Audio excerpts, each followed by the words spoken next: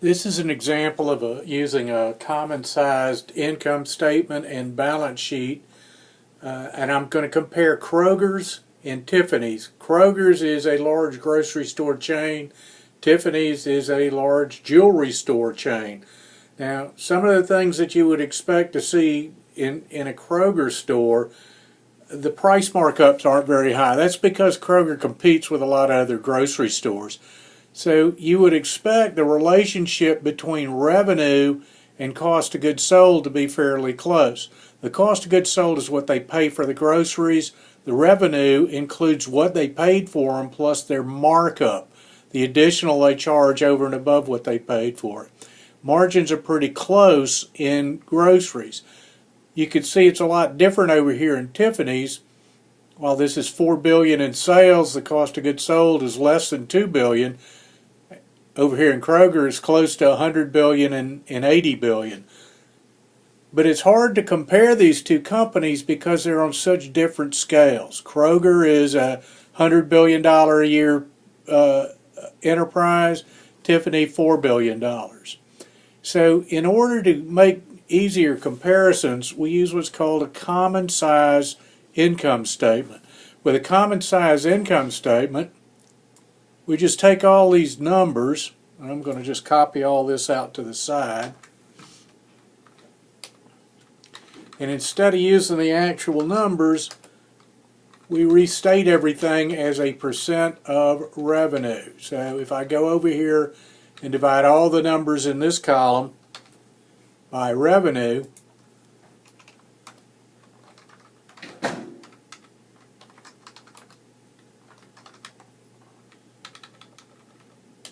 and do the same for the Tiffany's, and then I convert it all to something I can actually read.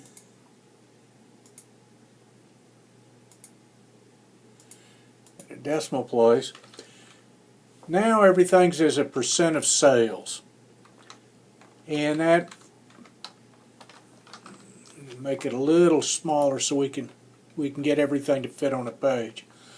See the gross profit margin for Kroger stores, which is these first 5 columns, around 20%. It's actually been dropping over the last couple of years here. This goes from essentially calendar year 2009 through calendar year 2013. The statements end on January 31st of the indicated year. In contrast, you can see that the gross margin for Tiffany's is much higher. I can find a grocery store. There's 6 grocery stores within literally 2 miles of my house, but there's no jewelry stores. I've got to drive a long way for a jewelry store purchase. Grocery stores tend to have very low markup because there are a lot of competitors. They don't make much money when they sell something. They just sell a lot of somethings. I'm in the local Harris Teeter grocery store 3 or 4 times a week. I haven't been in a jewelry store in 29 years. So look at some of the other areas. You can see that the SG&A, selling, general, and admin expenses, is also fairly low for Kroger as a percentage of sales. Much lower than it is over here for Tiffany's. Well, if you look at the cost structure of a grocery store, they have a lot of low-wage employees, and for a jewelry store it's a little bit different. The jewelry store also typically has a fairly small space that they have to operate in, has to be high scale. You can't go find a low rent district to operate a jewelry store. When we come down here to operating income, Kroger is still fairly low. They're keeping less than 3% of every sales dollar after paying for the cost of the goods they sell and after paying for all the operating expenses for running the store.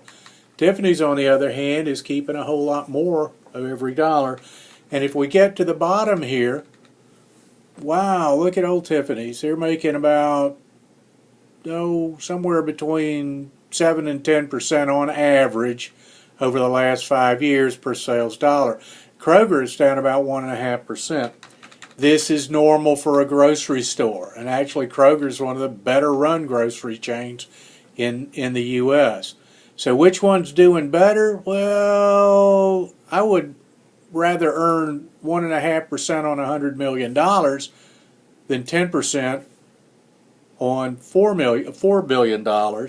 That's where we get back over here. Remember that dollar-wise, Kroger beats the living snot out of Tiffany's, okay?